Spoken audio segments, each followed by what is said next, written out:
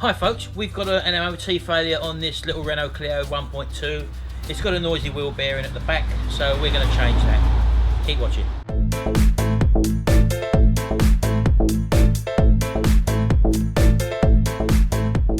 Right, so we've got to change the wheel bearing. We've got the wheel bearing kit. That's sitting in the freezer at the moment. It's been in there for the last sort of 12 hours, and I'll show you the reason for that a little bit later, because we've got to fit the bearing, and we haven't got a hydraulic press here.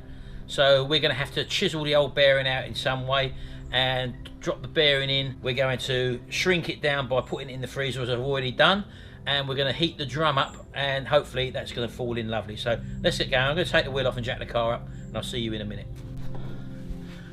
Right, okay then, so I've got the wheel off now. I've got the car jacked up. I'm on an axle stand and the vice as well. Always make sure there. The drum's rotating freely. I don't know whether you can hear that.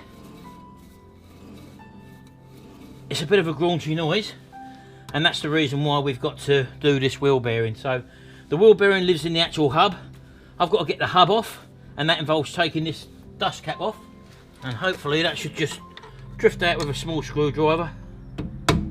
Just go around a little bit at a time, spin the wheel. With the wheel bearing kit you get a new hub, a little new cover as well as a new hub nut as well. So just one thing to be noted, it don't matter if you do damage this accidentally.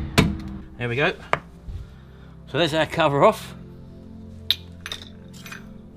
and we've got a big hub nut in here which is apparently 30mm, and I've got a 30mm socket with a nice big bar. You're going to need a torque wrench obviously for putting this back on again, and obviously you don't want to try and strain your sockets. As you can see, I haven't done it with the big bar first of all, and I'm using the normal ratchet just to take it off.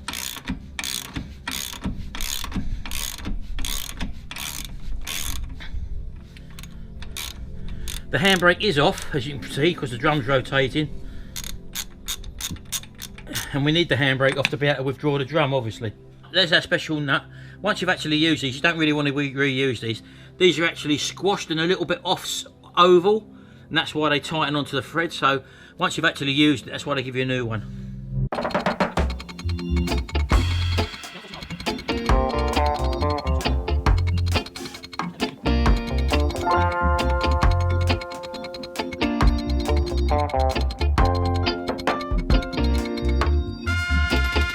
I've tried levering this, I've tried pulling it. You're not really supposed to hit around the outside with this, but providing you're not going too mad, there comes a time when you've got to stop that. The bearings obviously hold it on, and that's when you need some other way of getting it off.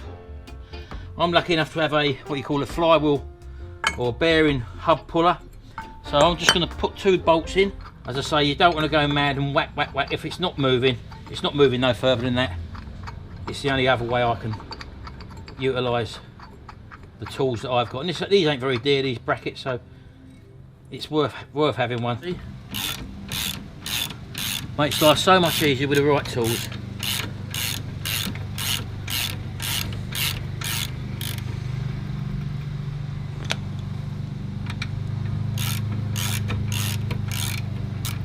There we go. That's our bearing in there. We can now take this into the workshop and work on this now. And this is where our bearing was actually stuck on this shaft there. It's bone dry, and that was our problem. Also it gives us an opportunity just to look the brakes over as well, which they seem to be in good condition. So next thing is to get our bearing out of the hub. Right, okay, so here we are with our drum. Now we've got a circlip in here we've got to take out, so let's do that. It's quite a big one, and it would be stuck. So I'm going to probably not need to lever that. Right, so I'm just going to get a screwdriver in there first of all and try and lever it out of the slot, just so we can get some movement on it. And that's really solid. Do you ever get a day when near enough everything you do, something's against you? This is one of those days for me. So I put that down the back there and just try and lever. Might want to put some safety glasses on just in case this goes ping at any stage. Don't trust it.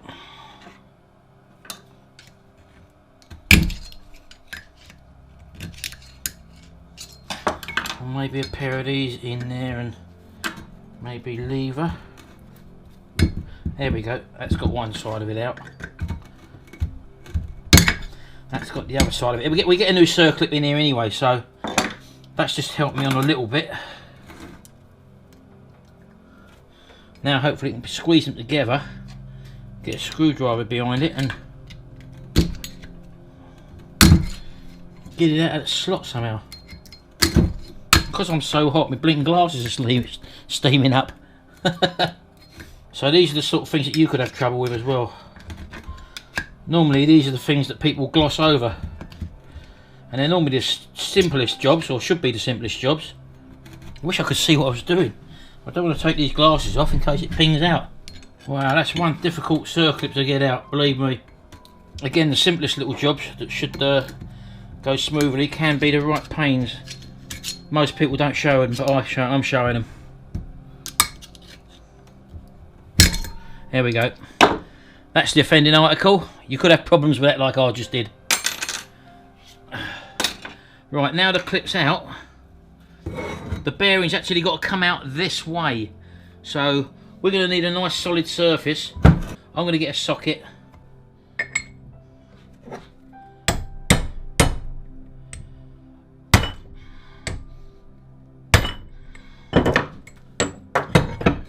Right, we've got a bit of movement there, so I've just got to persevere with this. This is an old socket, by the way. Don't use your best set. Half of the ball race has come out. Don't worry about that. That's the end of the ball race. We're using the back of the ball race because that is slightly tapered in there, so it won't force its way through.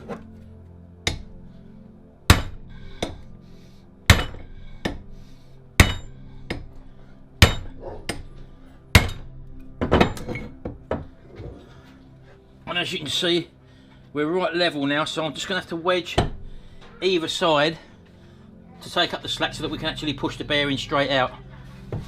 There we go, just like that. I'll drop my original old socket back in now.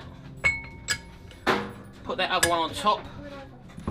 And hopefully, there we go, straight out. As I say, sometimes this bearing can be stuck on your shaft. And I've seen some people actually take that out and then try and drift out just the single cone. Well, you've got more of a chance by putting that bearing back in, and then as you can see, that's the rubber part there, look, of the bearing, the oil seal part of it. And I've just hit on that, and it's not pushed it straight through. The bottom one dropped out, but that's not a problem. But it's a tapered bearing, you see, so you're never going to push that through, and it gives you an opportunity, as I say, to actually hit down and get that bearing out like that. Right, so what I'm going to do now is just clean this up. There's no plastic parts on it, and I'm going to stick this in the oven and we're going to heat it up. Bearing in mind we've got the actual bearing cold in the freezer at the moment. It's been there for about 12 hours or overnight.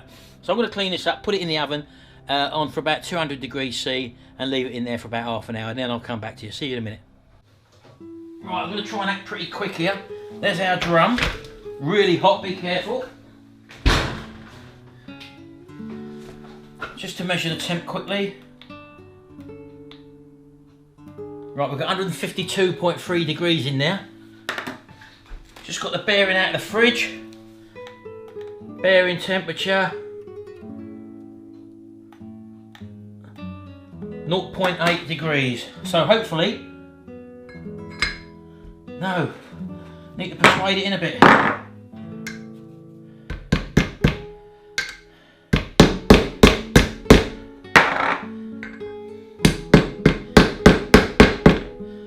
Oh dear.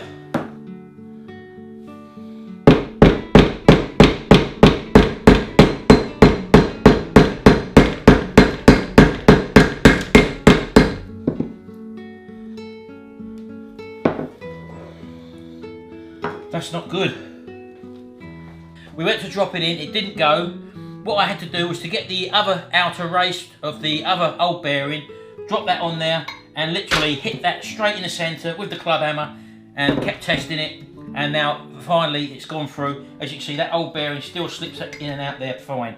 If your old bearing doesn't slip in and out there like that, Obviously you've got to be very careful when doing that, because you may get that stuck in as well, and you don't really want to go down that road. But yeah, the bearing's in now. I can get the circlip back in now. It didn't drop in as easy as I've seen it done on YouTube before. I heated this up to 150 odd degrees. The bearing was down to sort of 0, so it had shrunk up, and sometimes it don't go according to plan, but you've got to have a backup plan, and that's the way I got over it. Anyway, let's let this cool down now, and we'll fit it in a second when it's dry, when it's cooled down. Time to put it back together. I'm just going to put a little bit of copper slip on the bearing face on the inner side of the hub, just to make my life a little easier. Right, I'll put the clip on. That went in nice and easily, so hopefully without too much hassle.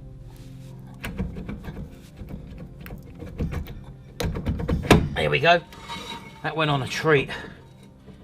Right, that's great. So we've got our brand new nylock nut, this one is, and we're going to spin that on, and apparently that does up to 175 Newton meters, so the online tells me, and that's about 129 foot-pounds, depending what sort of a torque wrench you've got. So I'm just going to nip it up by hand first of all.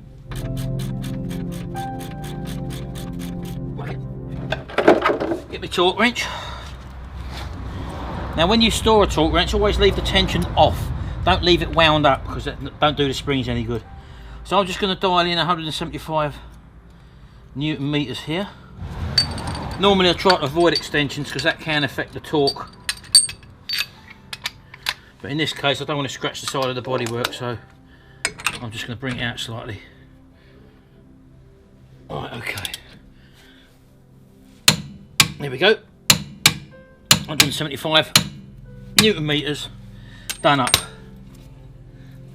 Nice and quiet now. No playing that. No rumbling noises. That is the job done. Put the new dust cap back on. There we go. That's back on. Just get the wheel back on.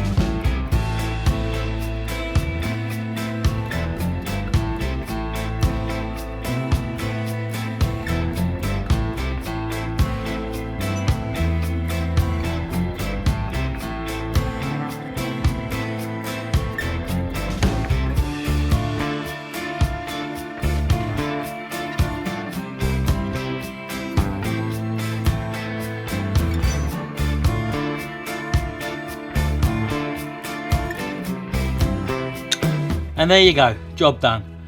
Hope you enjoyed this video, and as you can see we come up against a few problems, but those are the sort of things I leave in my videos, just in case you come up against the same sort of thing. So I'll see you again in the next video, and until then, bye for now.